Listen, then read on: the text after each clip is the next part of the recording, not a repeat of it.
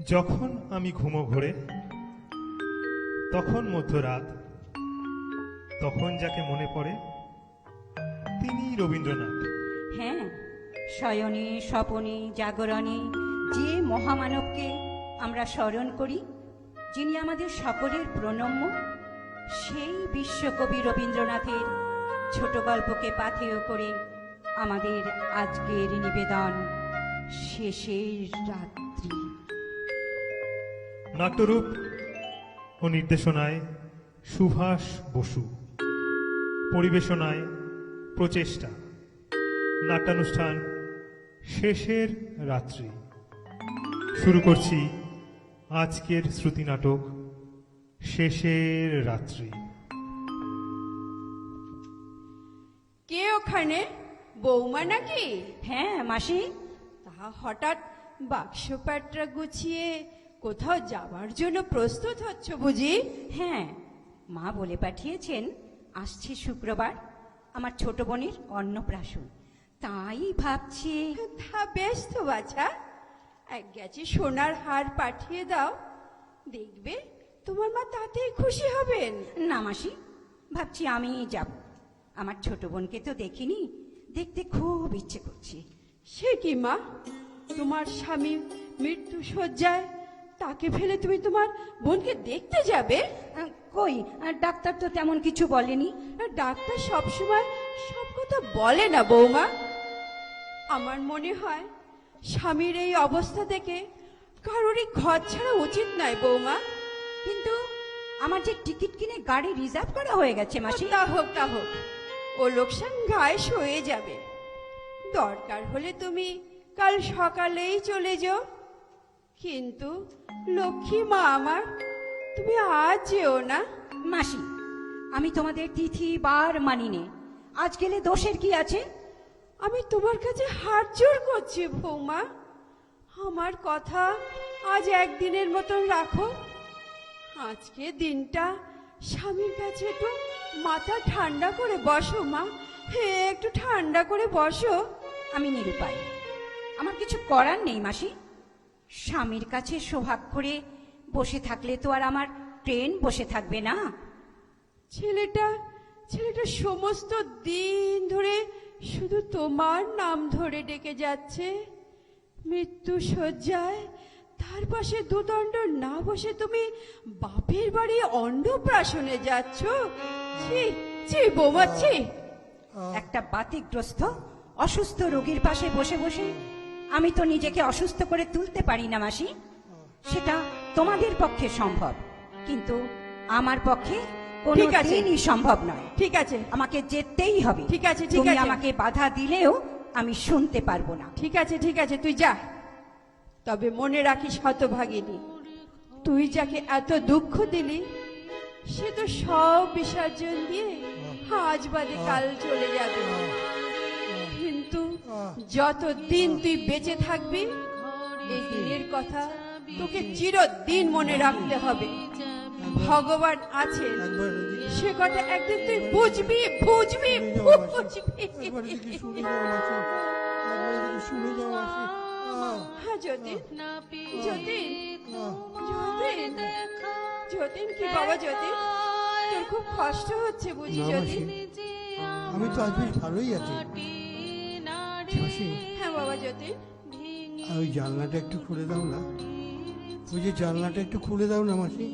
যতীন, আমার আলোর আর দরকার নেই।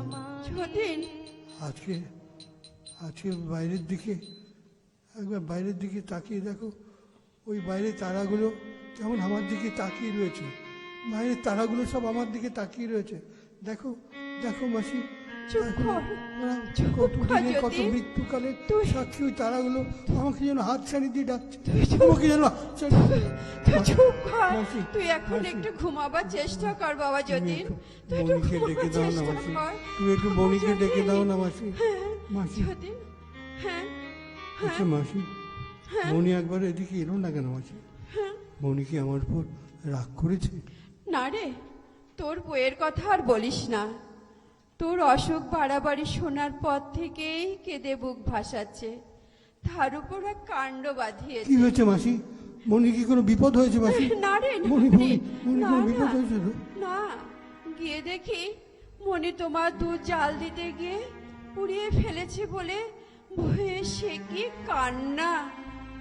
আমি বললাম কেঁদো না বৌমা, হয়েছে কি, আরো তো দুধ আছে। কিন্তু অসাবধান হয়ে তোমার খাবার পুড়িয়ে ফেলেছে বলে বইয়ে সে আমি কি জানি মাসি, কান্না।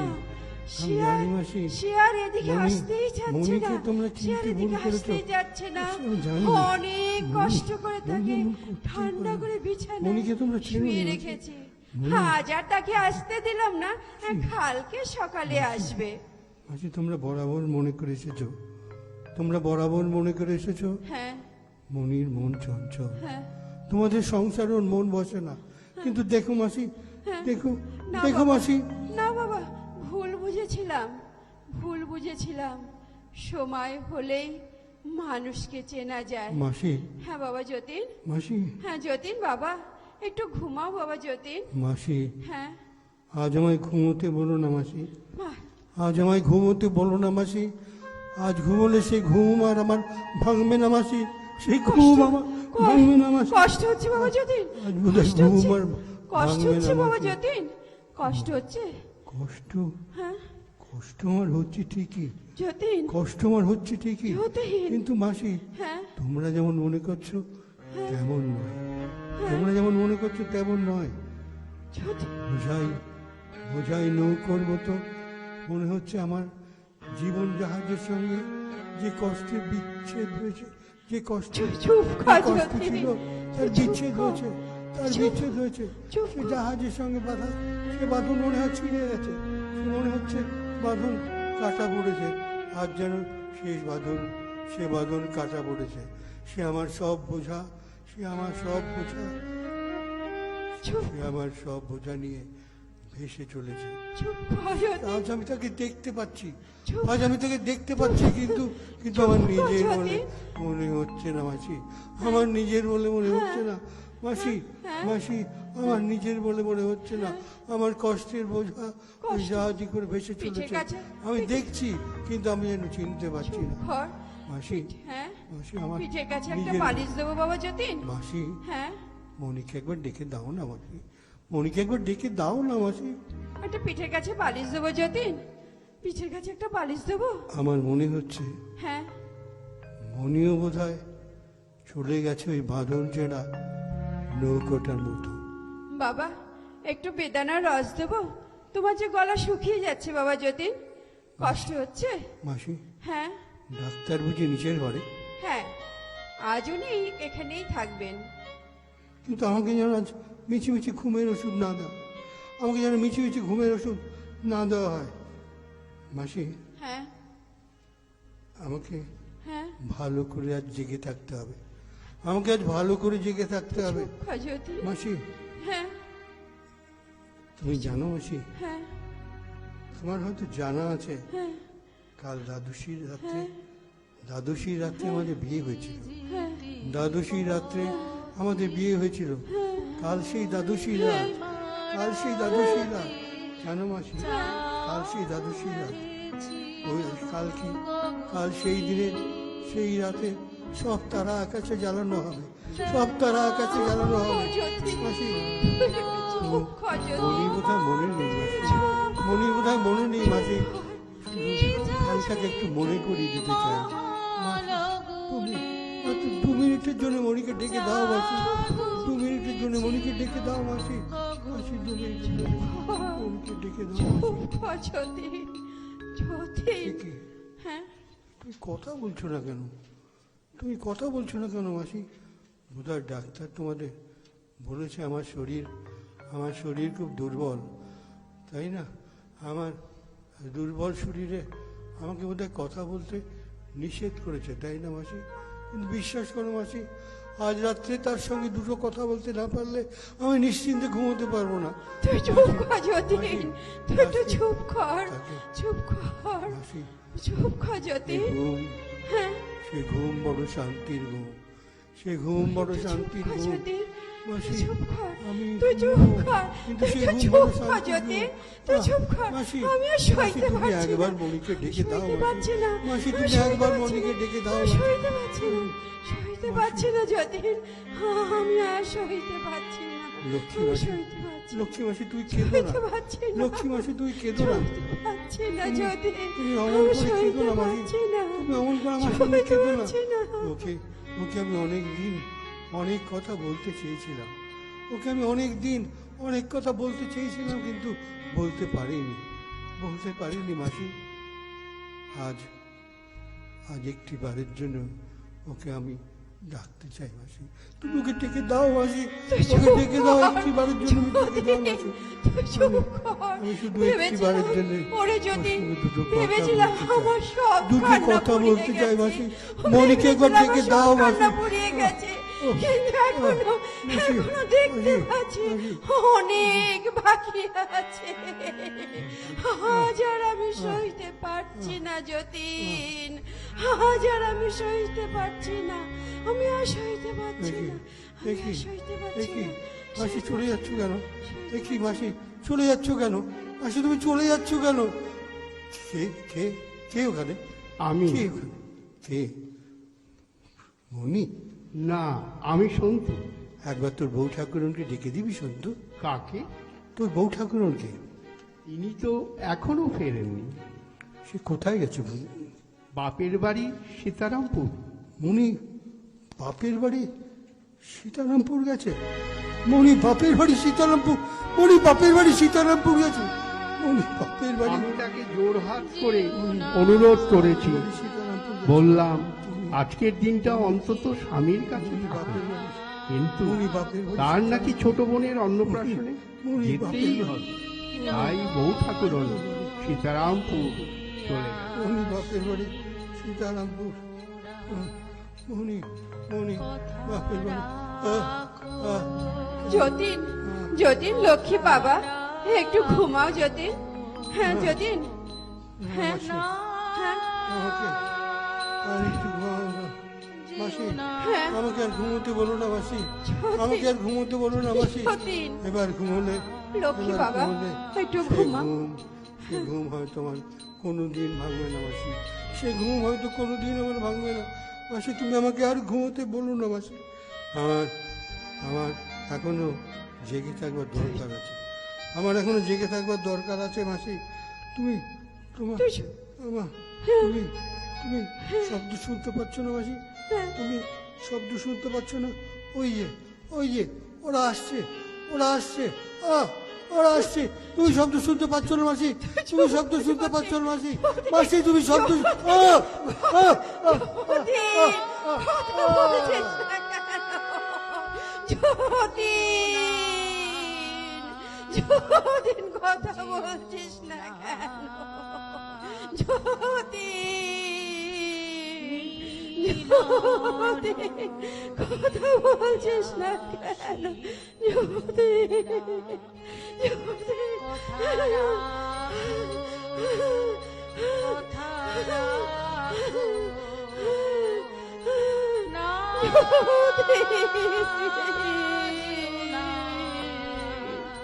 যতীন,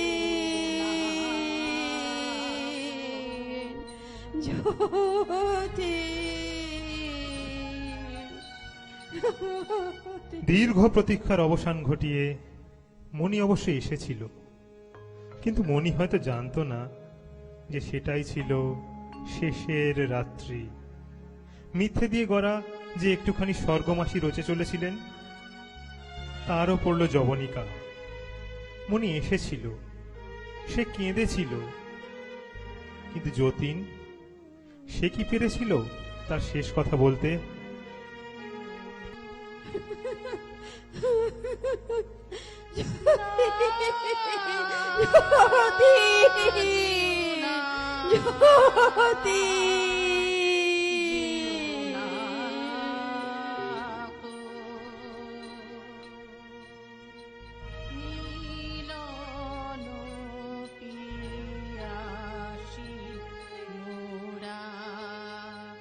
কথা রাখো, কথা রাখো।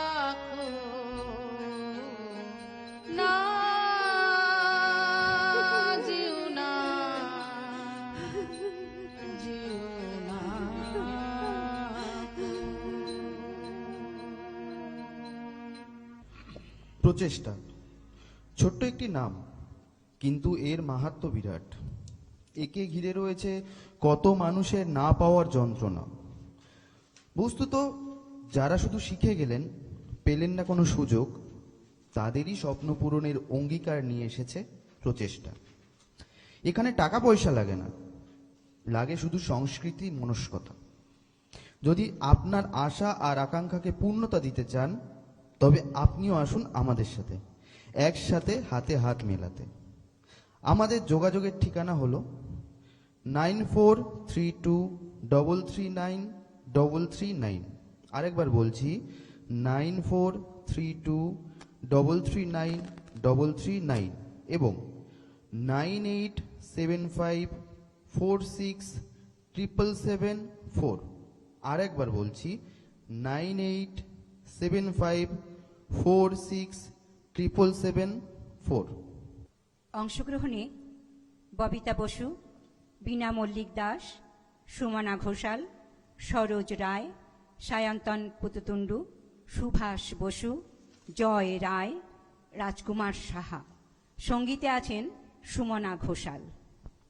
কৃতজ্ঞতা স্বীকার যাদের না হলে আমাদের চলে না: স্বর্গীয় গৌতম চন্দ, মিহির পাল, সনত সরকার, সুমি পাল, করবী সাহা, ভক্তি পাল, প্রিয়াঞ্জনা কাঞ্জিলাল, অমর ঘোষাল ও রাজকুমার সাহা। নমস্কার। আমরা একটা কবিতা বলতে চাই, একটা সত্যিকারের কবিতা। এই কবিতা ফর্মালিজমে বিশ্বাসী নয়, কন্টেন্টসে বিশ্বাসী।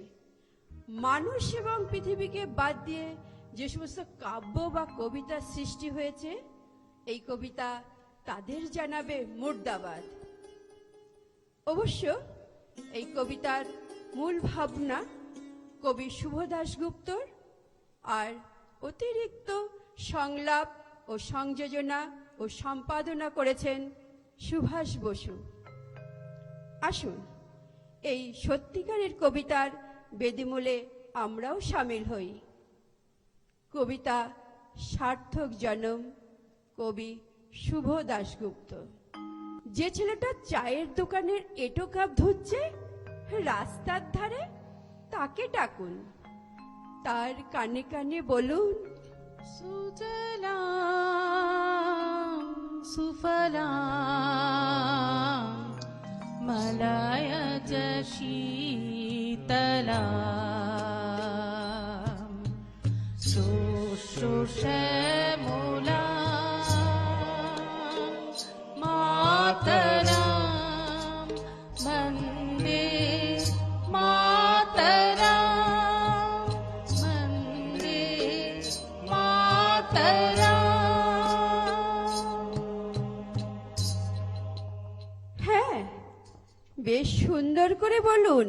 যে মেয়েটা চাকরির নাম করে বনগা কিংবা চাকদা থেকে রোজ সকালে ট্রেনে সেজে গুজে শহরে এসেছে শরীর বেচে চাল ডাল নুন কিনতে, তাকে ডাকুন, তার কানে কানে সুরেলা কণ্ঠে বলুন, সার্থক জনম আমার, জন্মেছি এই দেশে। যে ছেলেটা লটারির টিকিট নিয়ে দরজায় দরজায় ঘুরছে, বলছে, বিশ্বাস করুন আমি ভদ্রলোক, আজ 10 বছর হলো আমার কারখানা বন্ধ, লক আউট, তাকে ডাকুন, তার কানে কানে বলুন, বলু বলু বলু সবে শত বিনা বেনুরাবে, ভারত আবার জগত সভায় শ্রেষ্ঠ আসন লবে। বলু বলু বলু সবে শত বিনা বেনুরাবে, ভারত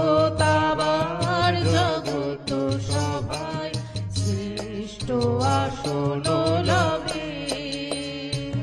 ধর্মে মহান হবে, ধর্মে মহান হবে, নবদিন মণি উদিবে আবার পুরাতন এ পুরবে। বলো বলো বলো সবে। রাতের আকাশ কাঁপিয়ে অঝোর ধারায় বৃষ্টি নামলে ঝিমা আজ লন্ঠন হাতে টালির ঘরের দরজায় ঠাঁই দাঁড়িয়ে থাকেন তার খোকন ফিরে আসবে বলে। যে খোকন এমনই এক বর্ষার উন্মত্ত রাতে কালো গাড়ির পুলিশ তাকে নিয়ে গিয়েছিল। আর বরানগরের রাস্তায় ভোরের ঘুম ভাঙা কুকুর প্রথম দেখেছিল যার গুলিবিদ্ধ রক্তাক্ত লাশ। সেই মাকে ডাকুন, তার কানে কানে বলুন, हम बुलबुले हैं इसकी, ये गुलसिता हमारा हमारा सारे जहां से अच्छा। हिंदुसिता हमारा हमारा सारे जहां से अच्छा।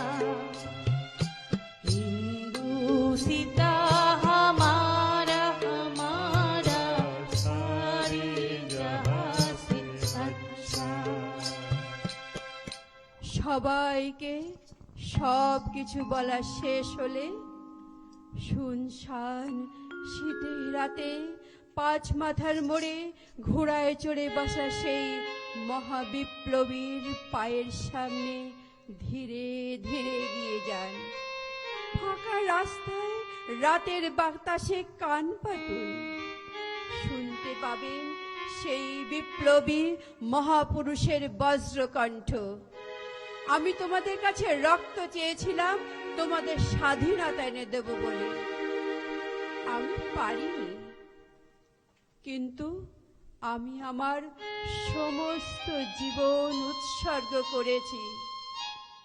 আর তোমরা তোমরা যদি তোর ডাক শুনে কেউ না আসে, তবে একলা চলো রে।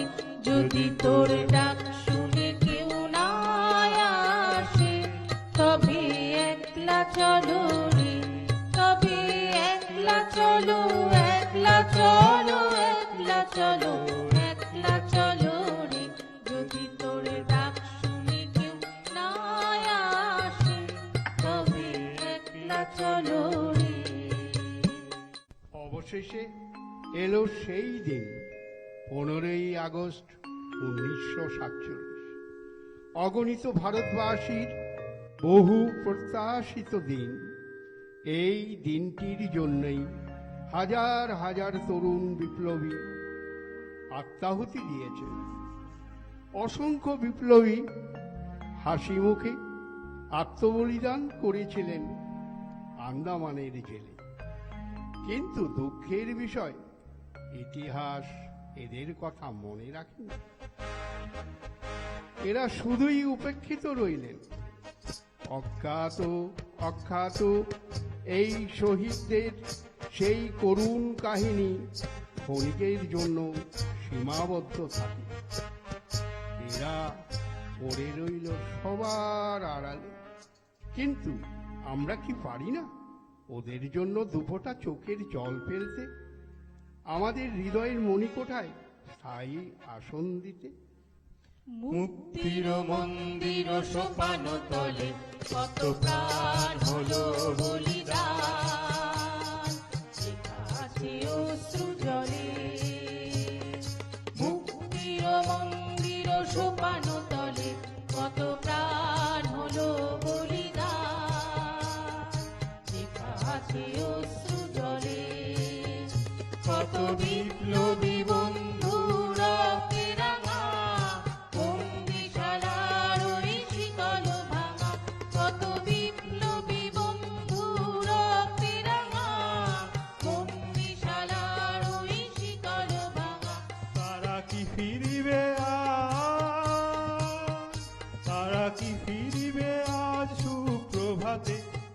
তরুণ অরুণ গেছে অস্তাচলে, মুক্তির মন্দির শোকানো তলে কত প্রাণ হলো বলিদান।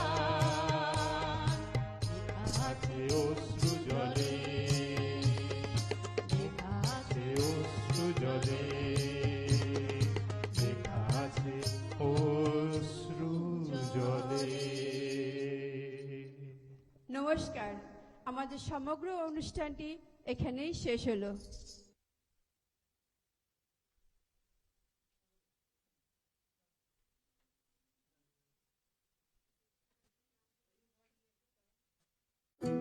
সকালে জলসা, সকালে জল